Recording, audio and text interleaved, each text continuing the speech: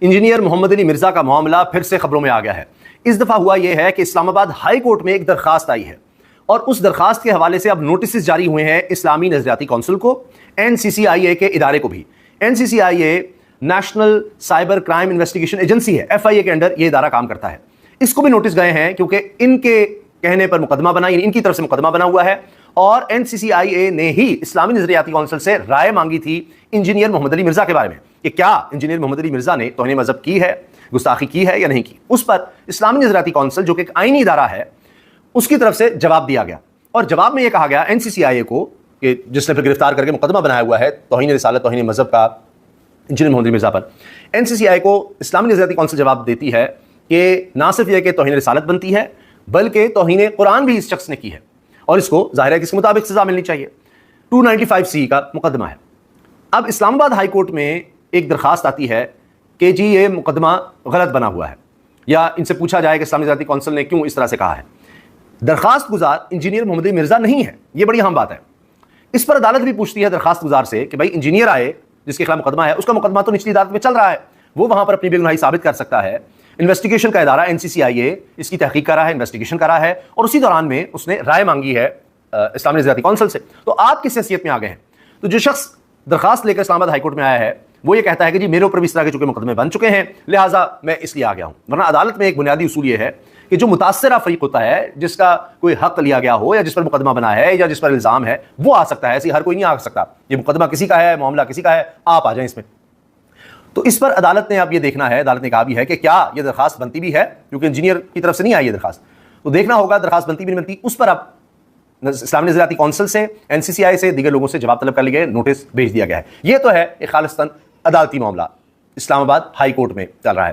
نچلی عدالت میں الگ سے چیزیں چل رہی ہیں، وہاں پر انویسٹیگیشن کے بعد جس طرح سے مقدمہ اب درج کیا گیا ہے 295C کا، اس سے پہلے ان کو مینٹیننس پبلک آرڈر پر گرفتار کیا گیا تھا، اس کے بعد باقاعدہ مقدمہ درج کر لیا گیا، FIR آئی تھی، اور اس FIR پر پھر 295C کا مقدمہ درج ہو کر ان کی گرفتاری اس میں ڈالی گئی، اور اب کیس چل رہا ہے۔ یہ عدالت جائیں گے، ان کے پاس وکیل ہے، وہ ان کی بے گناہی ثابت کرے گا کہ مسئلہ یہ نہیں تھا، ان کا کہنے کا مقصد یہ نہیں تھا، یہ تھا وہ تھا، یہ سب آئے گا، اور ظاہر ہے اس میں پھر اسلامی نظریاتی کونسل کا حوالہ NCCIA دے گی کہ جب نے ان سے پوچھا تو انہوں نے یہ کہا۔ لیکن NCCIA نے جب اسلامی نظریاتی کونسل سے پوچھا تھا کہ جی کیا ہے توہین رسالت توہین مذہب بنتی ہے یا نہیں بنتی، تو اس میں NCCIA نے 7 علماء کی رائے بھی لگائی تھی جو کہہ رہے تھے کہ جی نہیں، گستاخی نہیں بنتی۔ اب شاہ زیب خانزادہ نے جیو پر پروگرام کیا ہے اور اس میں تفصیل سے اس سارے معاملے پر گفتگو کی ہے۔ اس میں انہوں نے ایک کلپ چلایا ہے، وہ میں آپ کے سامنے رکھتا ہوں، 3.5 منٹ کلپ۔ ویسے انہوں نے گفتگو 36 منٹ، یعنی سارے کا سارا پروگرام ہی تقریباً انہوں نے اس سارے معاملے پر انجینئر محمد علی مرزا کے سارے مقدمے پر کیا ہے۔ اس میں بیک گراؤنڈ بتایا ہے کہ انجینئر محمد علی مرزا نے کہا، ایک پوڈ کاسٹ ہے، اس میں انٹرویو دیتے انہوں نے کہہ دیا سرکار دو عالم صلی اللہ علیہ وآلہ وسلم کے حوالے سے کہ جی عیسائیوں کا یہ ماننا ہے، یا وہ یہ کہتے ہیں کچھ کہ جی نبی کریم صلی اللہ علیہ وسلم جو ہیں وہ یہ ہیں جو ایک قیامت سے پہلے ایک یہ کہیں کہ ایک کردار آئے گا جس کے بارے میں یہ ہے، میں چونکہ ادب کا تقاضا یہ ہے کہ اس سے ہم منسوب بھی نہ کریں، انجینئر صاحب نے تو کر دیا، اسی لیے تو مقدمہ بنا ہے کہ انہوں نے کفریہ بات کو دہرایا، اور اس سے پہلے بھی ان پر اس طرح کے الزامات رکھتے رہے ہیں، وہ پہلے بھی گرفتار ہو چکے ہیں، پھر رہا ہوتے تھے، تو پھر یہ سارا مسئلہ بنا۔ تو سیدنا عیسیٰ علیہ السلام اور سیدنا امام مہدی کے حوالے سے یہ بات آتی ہے کہ ان کے مقابلے پر جو ایک کردار ہوگا، بدبخت اس کو کہیں، اور اس طرح سے جو ایک بد کردار ہوگا وہ ہوگا، اس کا نام جوڑ دیا کہ جی حضور صلی اللہ علیہ وآلہ وسلم کے حوالے سے، نبی آخر الزمان کے بارے میں، خاتم النبیین صلی اللہ علیہ وسلم کے بارے میں عیسائیوں کا یہ نقطہ نظر ہے کہ وہ یہ ہے، توبہ نعوذ باللہ۔ اور اس میں انہوں نے قرآن کا حوالہ دے دیا، جی قرآن میں تو اجازت ہے عیسائی خواتین سے شادی کرنے کی، جبکہ ان کا کانسیپٹ تو حضور کے بارے میں یہ ہے، تو پھر بھی قرآن ہمیں اجازت دے رہا ہے کہ ایسی عورتوں سے تم شادی کر سکتے ہو جو اہل کتاب ہیں، وہ کرسچن ہیں، اور ان کا جو مذہب ہے یا ان کا ماننا حضور کے بارے میں یہ ہے، پھر بھی ہمیں اجازت مل رہی ہے کہ جو حضور کے بارے میں ایسا، توبہ نعوذ باللہ، توبہ استغفار، کہ جو ایسا تصور رکھے حضور کے بارے میں، اتنا کفریہ تصور رکھے، اس سے بھی شادی جو ہے وہ جائز ہے۔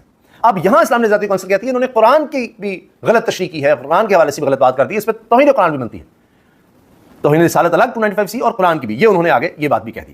اب یہ سارا سلسلہ چل رہا ہے۔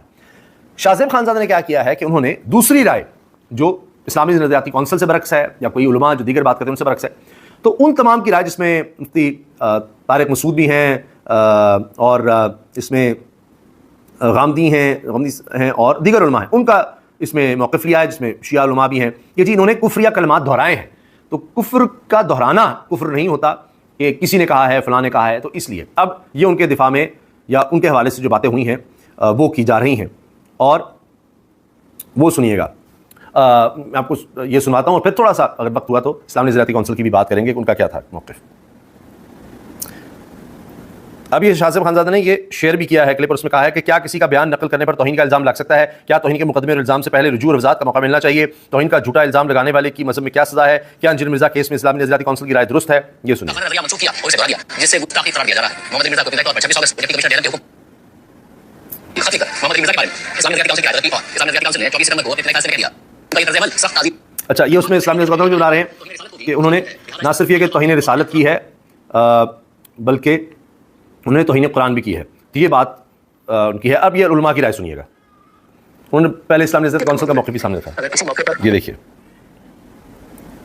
یہ تقریباً ہم نے 8 علماء کی رائے مکاتب فکر کے علماء سے بات کی اور ان کا موقف معلوم کیا، جبکہ کچھ علماء اپنا موقف مختلف پلیٹ فارمز پر دے چکے ہیں، وہ بھی ہم آپ کے سامنے رکھیں گے. ان میں سے متعدد علماء کو محمد علی مرزا کی حمایت کی. انجینئر نے اگر یہ کہہ دیا تو اس پہ یہ اعتراض تو کیا جائے گا کہ عیسائی ایسا کہتے ہیں کہ نہیں کہتے. یہ اعتراض نہیں کیا جائے گا کہ انجینئر نے نبی کی توہین کی ہے، کیونکہ انجینئر علی مرزا نے خود معاذ اللہ نقل کفر نہیں کہا ہے، کسی اور کی طرف نسبت کی ہے. کسی اور کی طرف نسبت کرنے سے انسان توہین رسالت کا مرتکب نہیں ہو جاتا. 295 سی اس پہ نہیں لگتا. یہ مفتی طارق مسعود کی رائے ہے.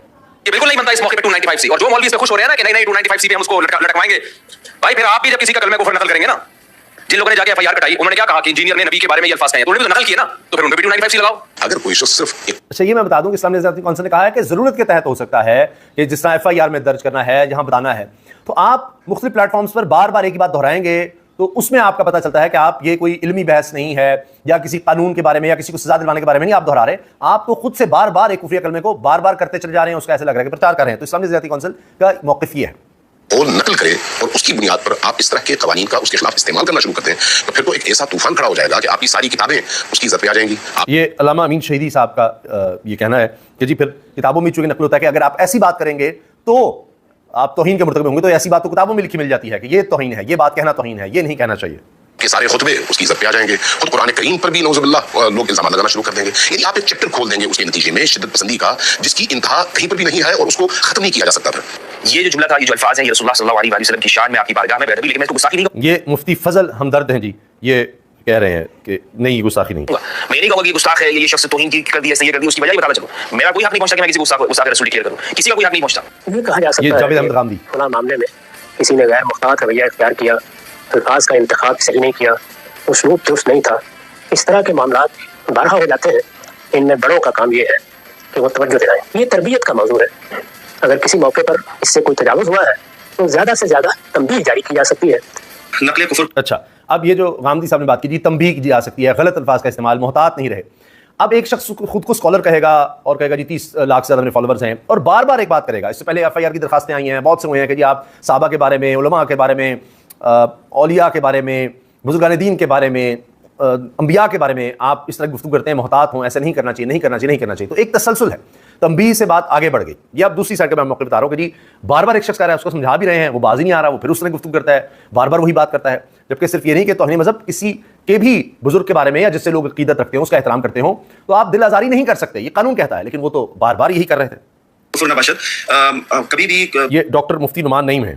کوئی چیز نقل کرنے سے انسان کافر نہیں ہو جایا کرتا. ان کے جو جملے تھے یا الفاظ تھے اس سے کوئی گستاخی سرزد نہیں ہوتی، نہ ہی وہ گستاخی کے زمرے میں آتے ہیں. لہٰذا ان کے اوپر کوئی بھی ہم یہ سمجھتے ہیں کہ کوئی سزا 295 سی یا اس طرح کا کوئی بھی قانون جو ہے ان پر لاگو نہیں ہوتا.